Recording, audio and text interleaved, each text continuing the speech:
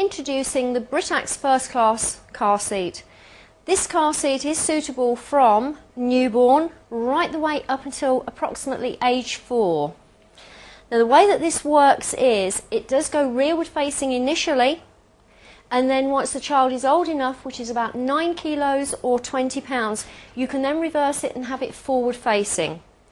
We will show you all of the options that you can do on this car seat. Initially what we have is side impact protection, and we have that on the side of your car seat. You've also got an extra insert for the newborn as well, which is very well padded. You've also got your 5-point harness on here and adjustable strap. You've also got the nice material that they put on the inside of here. If they do happen to sweat a little bit, it does stop that perspiration. You also have full recline positions, and that's just a hand hold underneath here, so it will recline back. I've got this fully reclined at the moment because we are going to fit this rearward facing initially. You do need to have it in the recline position to do that. So turning the whole seat round and making sure that you have got this nice and secure against the seat. You also have, hiding underneath here, this tiny little flap that moves backwards and forwards. You have it towards the back of your seat unit, basically filling out that piece of gap that you would have because the seat is there. Your seat belt now goes through, and you have two little arm sort of looking things at the front here. It goes underneath one side, right the way through, and you have got a blue routing on this. Anything that is for rearward facing car seat, you have blue routing, so in other words blue arrows, and then what you'll find is for your forward facing car seat it will have red, so you can't possibly get it wrong. So make sure that your seat belt is through that blue routing. No twists, no turns on your seat belt at all, because that would make it unsafe. So right the way through. It also goes right the way around the back, and you also have a curl, is the easiest way that I can describe it. You have a black curl mechanism on the side here, and what you do is just tighten that off as much as you possibly can. It also goes through this curl as indicated on the side of your seat anyway. Just pop that into position. It slips in and locks off, so it makes it a really tight fit. Again, tighten it into the seat, and your test is to make sure that it does lock off onto your seat belt on an impact, preferably without the child being in there, and also to make sure that your seat belt is completely clear. We haven't got the buckle anywhere near that seat unit.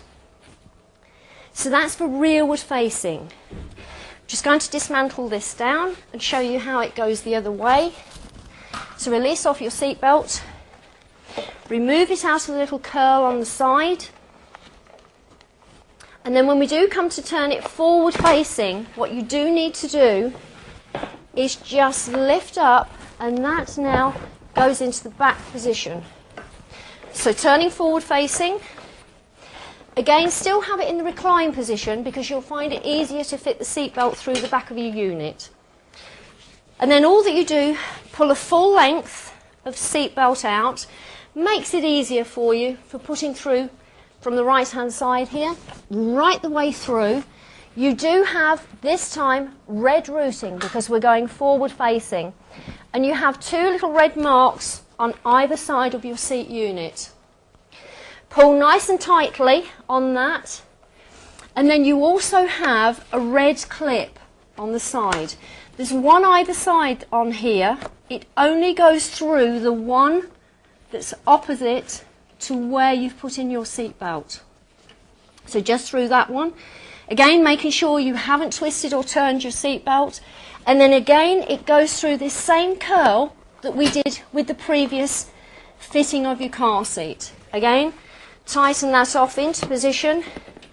And again, this time your test is to pull on your straps to make sure that we have no movement on that seat at all. And again, we have got the recline position, so we can adjust that up.